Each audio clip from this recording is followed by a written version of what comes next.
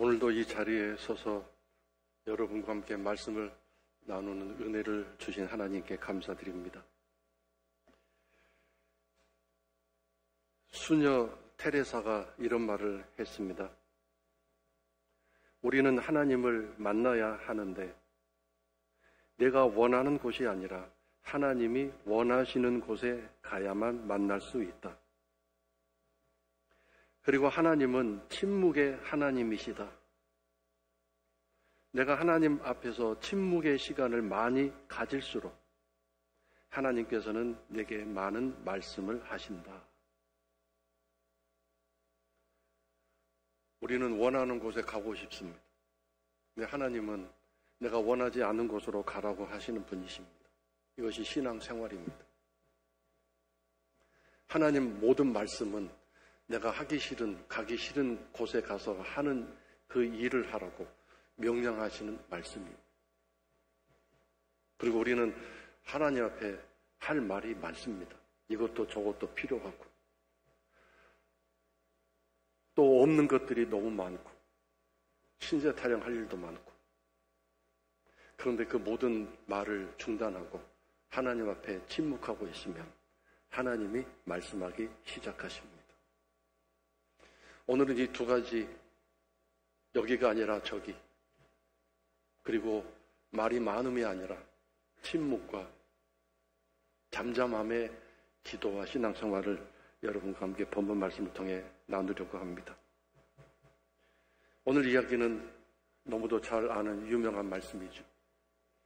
예수님이 베드로에게 오셔서 깊은 곳으로 가서 그물을 내려 고기를 잡으라라고 말씀하셨습니다. 세 가지를 명령하셨죠. 깊은 곳으로 가라. 거기서 그물을 내려라. 그리고 고기를 잡도록 그물질을 해라. 이렇게 말씀하셨습니다.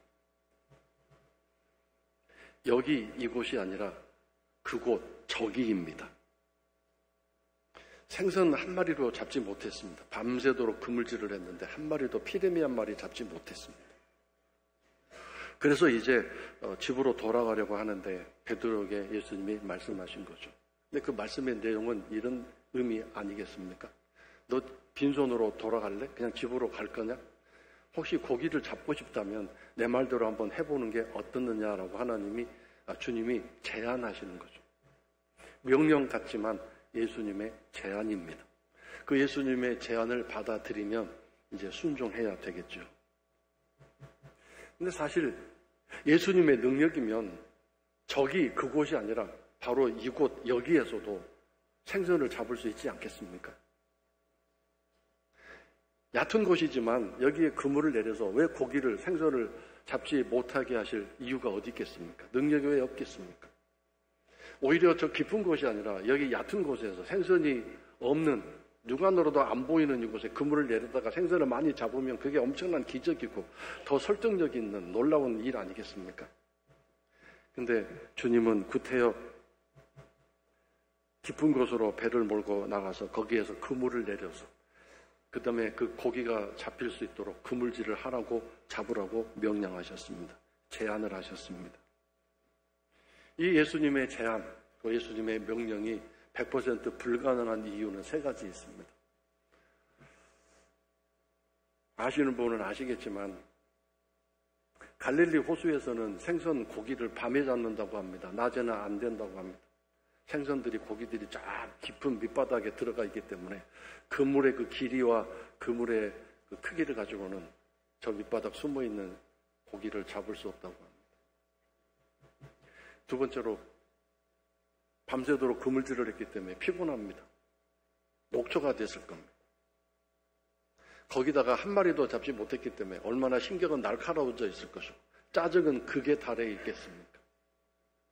건드리기만 하면 폭발할 지경인 그렇게 실패한 적이 없는 단 한 마리도 잡지 못한 그날 밤의 그 실패에 대해서 베드로가 얼마나 육체적으로 심적으로 지금 지쳐있고 날카로워져 있는지 누구의 말도 들을 수 없는 그런 상황입니다. 세 번째로는 옵션이나 기회가 있기 때문에 오늘 못 잡았으면 내일 잡으면 되잖아요. 내일도 이렇게 실패하리라는 법칙은 없기 때문에 오늘은 무슨 이상한 일이 있어서 이렇게 안 됐지만 내일은 더 열심히 고기를 잡으면 되지 않겠는가. 내일은 분명히 잡을 수 있을 거라는 기대가 있고 옵션이 있고 선택이 있기 때문에 지금 이런 상황 속에서 배를 몰고 저 깊은 곳으로 가야 할 이유와 타당성이 전혀 없는 것이죠. 하나님의 명령은 언제나 이렇습니다. 우리들의 논리와 이성을 초월하십니다. 우리의 현실과 상황을 그저 전혀 고려하시지 않는 명령입니다. 하나님의 명령, 이 주의 말씀이 언제나 논리적이고 현실적이고 이성적이고 합리적인 줄 아십니까? 절대 그렇지 않습니다. 하나님 말씀 하나부터 열까지 전부 비이성적이고 비논리적인 말씀입니다. 이 말씀에 어떻게 반응하느냐에 따라서 우리는 그 하나님을 만날 수 있습니다. 어떤 하나님인가요? 크신 하나님이십니다. 내 지식이나 내 이성이나 내 경험 안에 갇혀있는 그런 하나님이 아니라 내가 색칠도 하고 이렇게 우물딱주물딱 변형시키고 만들 수 있는 그런 하나님이 아니라 감히 손댈 수 없는 그 엄청나게 크신 하나님을 만나야 되지 않겠습니까?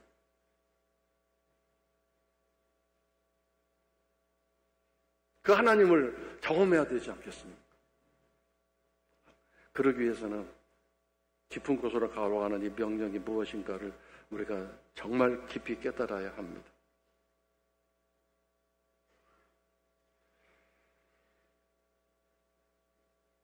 저기 그곳으로 가려면 여기에서 나가야 되는데 여기는 내가 정해놓은 안전지대입니다.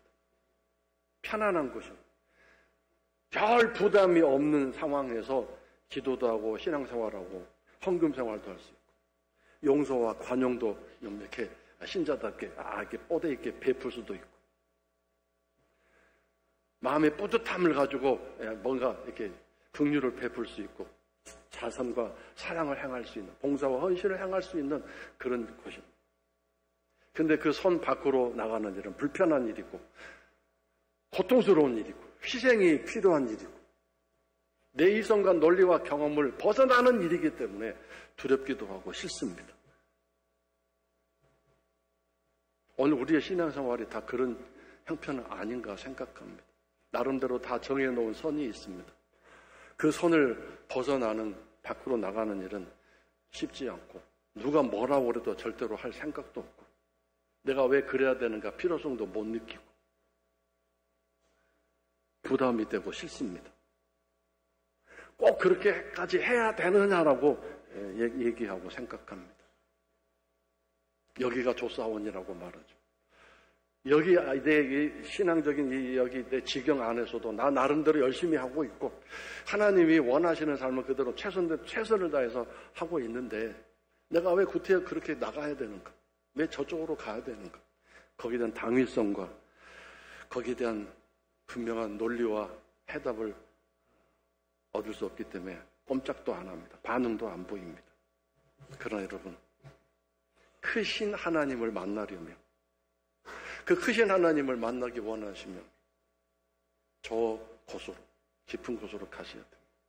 하나님은 세계 4대 문명 발상지인 메소포타미아 유프라테스 강 주변 거기에서 이스라엘을 시작할 수 있고 아브라함을 복주셔서 거대한 나라 민족으로 세우실 수 있었는데 하나님은 저곳으로 가라고 말씀하셨잖아요. 낯익은 곳, 편안한 곳, 아버지의 사업을 물려받아서 어려움 없이 또 가정을 이끌어갈 수 있는 그곳에서 다 버려놓고 다 내려놓고 내가 지시하는 곳으로 저곳으로 가라고 말씀하셨어요. 정확한 지점도 알려주지도 않고 갈 바를 알지 못하고 떠났잖아요. 갈 바를 알고 떠나는 건 믿음도 아니고 순종도 아니죠. 불투명합니다. 불확실합니다. 그래서 두렵고 불안합니다. 우리는 늘 안전한 곳에 머물고 싶은데 하나님 말씀은 언제나 불투명하고 불확신 곳으로 가라고 명령하십니다. 거기서 잘 될지 확답도 없고 확신도 없고 무슨 증명 확인서도 없고 이것이 바로 신앙생활입니다, 여러분. 그래서 우리가 언제나 늘 머물고 있는 그 자리에 머물고 있기 때문에 크신 하나님을 만나기가 어려운 것 같습니다. 하나님이 얼마나 위대하신 분인가를 또 반대로 하나님이 얼마나 무서운 분이시고 엄하신 분인가를 우리가 좀 제대로 모르고 있는 것 같습니다. 하나님은 세상의 모든 신과 다르신 분이고 우리가 알고 있는 그런 하나님이 아니시잖아요. 이 엄청난 우리의 상상을 초월하는 그 하나님을 만나야 되지 않겠습니까? 근데 오늘 이 안전선 안에서 하는 그런 신앙생활 가지고 그 크신 하나님 만날 수 있겠어요? 하나님이 오시겠습니까? 안 오십니다. 물론 내가 뭐 크신 하나님 만날 필요가 뭐가 있나? 난 뭐 목회자 될 것도 아니고 선교사 될 것도 아니고 나는 이 정도 안에서 이렇게 신앙생활에 만족해 그러면 거기서 끝인 거죠. 하나님과 관계는 더 이상 발전이 없는 거죠. 그렇게 해서 이 땅의 삶을 마쳤을 때 천국 문 앞에서 어떤 일이 일어날지는 상상할 수 없는 일이 일어나지 않겠습니까? 더 나아가서 그런 하나님을 만났기 때문에 우리의 신앙생활은 언제나 그 정도밖에 안 되는 거죠. 그 정도밖에 안 되는 신앙생활을 가지고 어떻게 하나님 앞에서 내가 열심히 살다 왔습니다라고 말할 수 있겠습니까? 하나님도 그런 사람을 어떻게 또 쓰실 수 있겠습니까? 못 쓰시는 거죠. 자기 나름대로는 열심히 일도 했고 봉사도 했고 헌신도 했다고 하지만 자기가 알아서 한 일이지 하나님 쓰신 일은 아닐 수 있잖아요. 깊은 곳이라는 말을 다시 한번 잘 생각해 보시기 바랍니다. 또 한 가지는 호숫가 주변에는 보이는 것도 많고 들리는 것도 많고 여차하면 그 배 밖으로 나가서 풍덩풍덩해서 첨벙첨벙해서 육지로 갈 수도 있습니다. 옵션이나 또 기회가 얼마든지 있습니다. 그러나 배를 몰고 깊은 곳으로 가면 그 배 안에 있을 수밖에 없어요. 나갈 수가 없어요. 나가면 죽는데요. 그곳에서는 뭘 해야 돼요?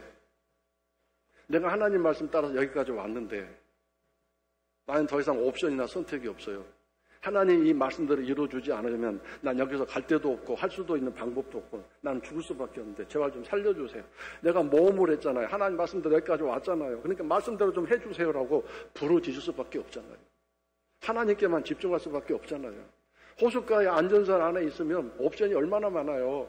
안 되면 1차 방안, 2차 방안, 3차 방안 만들어 놓고 이런 탈출구 저런 비상구 만들어 놓고 기회가 얼마든지 있을 수 있는데 깊은 곳으로 가면 없어요. 없잖아요. 그러니까 하나님밖에 없는 거죠. 하나님밖에. 그 말씀대로 이루어주세요. 붙을 수밖에 없는 거죠. 하나님은 그런 상황을 만들어 놓고 하나님께 집중하도록 우리에게 깊은 곳으로 가라고 말씀하시는데 우리는 그거 듣기 싫어요. 불편해서 안 가요. 여러분의 기도 생활은 어떤가요? 여러분의 예배 생활은 어떠신가요? 여러분의 헌금 생활은 어떠신가요? 관용과 용서를 베푸는 일을 하다못해 가정에서부터도 어떠신가요? 깊은 곳으로 가는 그런 철저한 순종과 믿음으로 도대체 이성적으로 논리적으로 해서는 안 될 일을 말씀을 따라 지금 하고 있는 그런 삶을 살고 계십니까?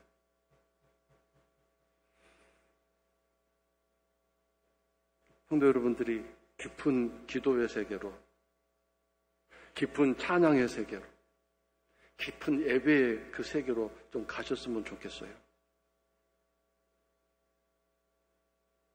호숫가의 주변에서 하는 기도는 이 사람 말 들리고 저런 생각 들리고 이런 문제가 생각나고 저런 일이 내 마음속에 떠올라요. 도대체 마음이 분산되고 신경이 분산돼서 기도가 안 되죠. 그리고 할 얘기가 얼마나 많은지 내 딴에는 이런 얘기 저런 얘기 할 얘기가 많아요. 호숫가의 기도가 그렇죠. 예배가 그렇고 말씀 묵상이 그렇고. 근데 깊은 곳으로 가서는 지금 방면문제는 거기서 어떻게 살아나는가 그것밖에 없잖아요. 거기서 무슨 아침에 전자레인지 불 끄고 왔나 뭐 켜고 왔나 문 잠그고 왔나 켜고 왔나 그런 문제가 생각나겠어요. 자녀 뭐 결혼 문제가 생각나겠어요. 당장 거기서 나 살아나는 그 문제 하나 당면의 문제 그것만 생각날 거 아니에요. 오직 하나님밖에 생각 안 나는 거죠. 하나님보다 나밖에 없어요. 깊은 곳으로 가. 다른 모든 문제, 다른 모든 일, 다른 모든 사람은 다 없어졌어요. 다 사라졌어요. 하나님에게만 집중하게 되는 시간이죠. 이래서 우리는 깊은 기도라고 말해요. 깊은 찬양이라고 말해요. 왜 찬양하는데 옆에 사람 신경 써요? 호숫가에서 찬양하기 때문에 그렇죠. 내 체면도 있고 내 지위도 있는데 손을 하나 올리는 것도 못하고 저 찬양은 내가 한 번도 안 불러본 찬양인데 왜 하필이면 저런 내가 모르는 찬양을 부르고 앉아있는가? 입 딱 다물고 앉아있는 호숫가의 찬양이죠.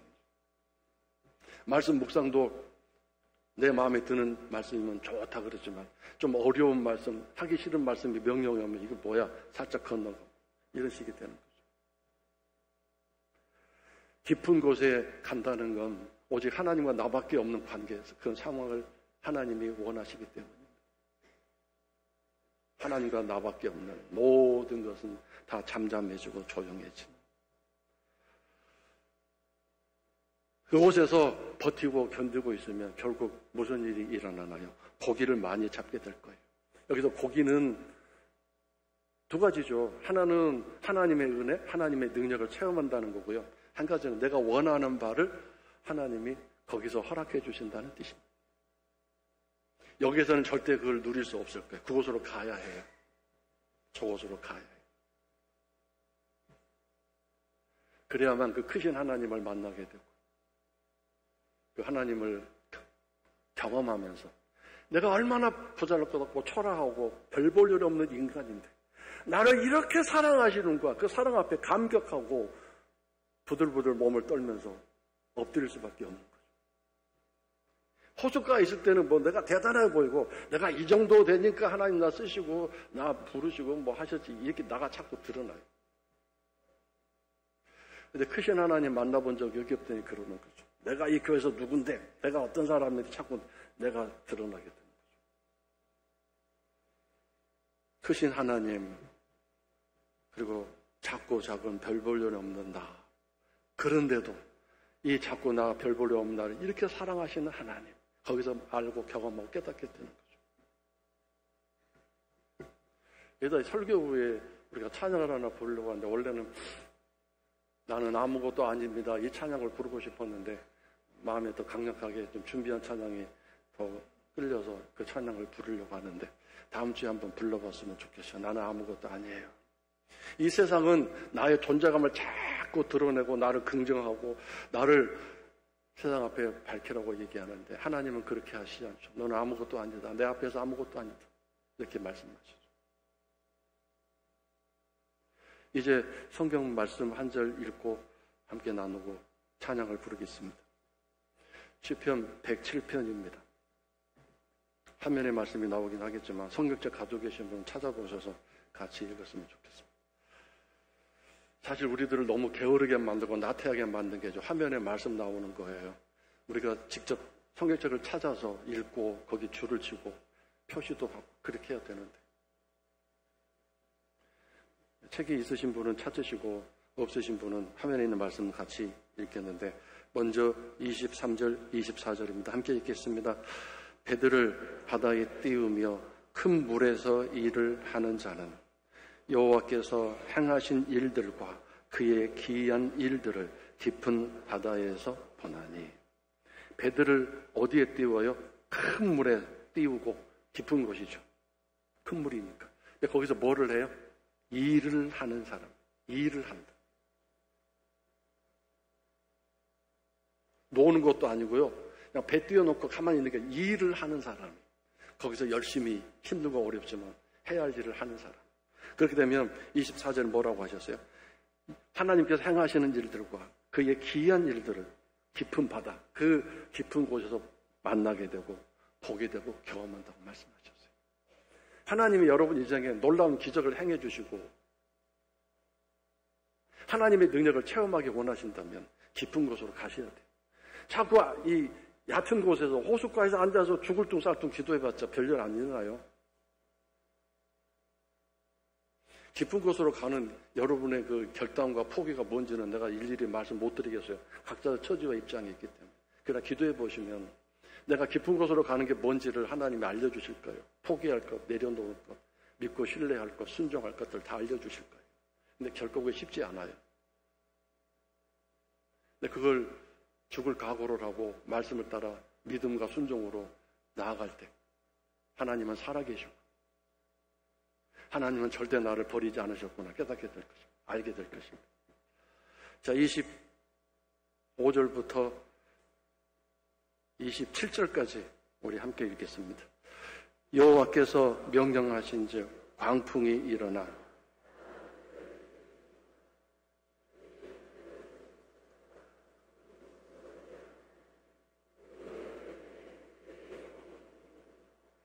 그들이 이리저리 구르며 취한 자같이 비틀거리니 그들의 모든 지각이 혼돈 속에 빠지는도다. 이게 또 하나님의 놀라운 모습인데 상상할 수 없는 하나님이십니다. 말씀대로 순종했잖아요.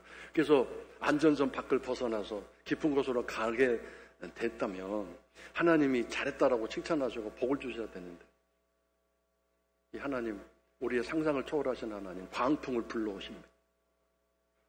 바다 물결을 일으켜서 하늘로 올라갔다가 깊은 곳으로 내려갑니다. 죽을 것 같습니다. 근데 사실은 죽지 않습니다. 절대로 죽지 않습니다. 하나님이 테스트하는 과정이죠. 그리고 하나님이 당신이 누군가를 알려주시기 위해서 일부러 그렇게 하신 거거든요. 죽을 것 같다 그러고 빨리 어디 도망가야지 하고 안전선으로 가려고 하면 큰일 나요. 다 헛수고가 되는 거죠. 거기서 버티셔야 돼요. 견디셔야 돼요. 하나님은 절대로 버리신 것도 아니고 우리를 외면하신 것도 아니고 잘못 선택했다가 큰일 일 난 것도 아니에요. 여러분 새벽기도 안 나오다가 나간다고 했다가 아침에 교통사고 당하는 경우 있죠. 차 부딪히죠. 실망하고 낙심하지 마세요. 버티세요. 계속 나오세요. 하나님 앞에 뭔가 순종을 했는데 당장 좋은 일이 일어나는 게 아니라 어려운 일이 생기고 손해볼 일이 생겼죠. 낙심하지 말고 포기하지 말고 끝까지 버티세요.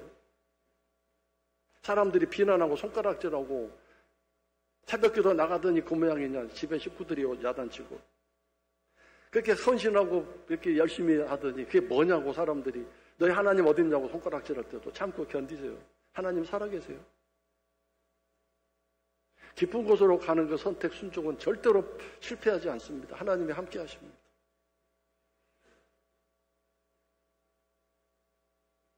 (28절) (29절) 다 같이 함께 읽겠습니다. 이에 그들이 그들의 고통 때문에 여호와께 부르짖으매 그가 그들이 고통에서 그들을 인도하여 내시고 광풍을 고요하게 하사 물결도 잔잔하게 하시는도다. 사실 26절, 27절 같은 상황이기 때문에 정신도 혼미하고 이성도 마비되고 기력도 다 소진됐어요. 그런데 마지막에 할 일은 뭐냐? 딱 한 가지인데요. 밥 먹는 일도 아니고요. 누구 전화 걸어서 도와달라고 하는 일도 아니고요. 누구 만나서 하소연하는 것도 아니고요. 하나님 이름 끝까지 부르는 거예요. 아무 효력이 없고 내가 순종해서 왔는데 나를 죽이려고 이렇게 광풍이 일어난 거, 나를 내 동댕이 치셨는가? 포기하지 마세요. 포기하면 그때까지 수고와 고생이 다 헛수고 되잖아요.